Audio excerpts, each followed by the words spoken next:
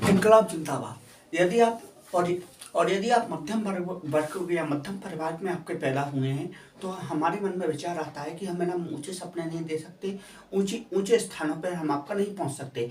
एक ऐसा व्यक्ति वो बिल्कुल ही आपकी गरीब परिवार में पैदा हुआ, संघर्ष करके एक देश का आपका सर्वोच्च सर्वोच्च आपका राजा बना और दुनिया में उसने आपका बहुत कुछ दिया।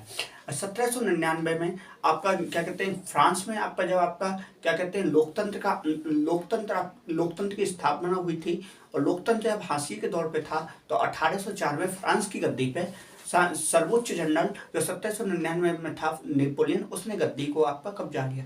गद्दी कब्जाने के बाद 1804 में उसने क्या कहते हैं उसने आपका देश के अंदर आपकी देश में अपने आप को स्वयं को सम्राट घोषित कर दिया और एक संहिता दी, नेपोलियन संहिता में आपका क्या किया गया, आपका सभी के लिए आपका कानून की व्यवस्था आपकी समान की गई।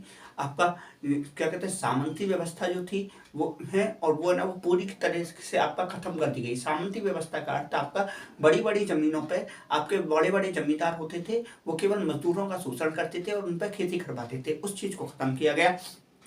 साथ के क्या करते हैं साथ के साथ आपका न्यायिक प्रणाली की स्थापना की गई। अलग अलग राज्यों में अलग अलग प्रकार के आपके कर लगते थे, उन करों को भी क्या किया नेपोलियन ने आपका खत्म कर दिया। फिर कुछ समय बाद नेपोलियन ने अपनी सेना में लोगों को आपका जबरन भर्ती किया, दूसरे इलाकों को आपका कब्जाया। प्रसा, ऑस्ट्रिया, रूस और ब्रिटेन इन चारों ने मिलकर वाटरलू के युद्ध में इसे आपका हरा दिया। हराने के बाद फ्रांस के अंदर आपका वियना की संधि ऑस्ट्रिया के चांसलर ड्यूक मेटरनिक ने थोपी। इसमें आपका फ्रांस में जो बोर्बो वंश था आपका 1789 में आपका क्रांति में आपका जो खत्म हो गया था, उस वंश को क्या कहते हैं उस वंश को आपका वापस लाया गया। फ्रांस की सीमा को आपका जो 1792 से आपका पहले की थी उस क्या कहते हैं और उस इलाके को आपका छीन लिया गया। साथ के साथ फ्रांस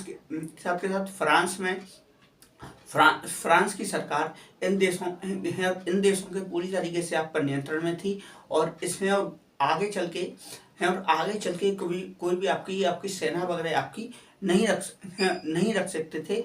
ये थी आपकी वियना की संधि और नेपोलियन की संहिता।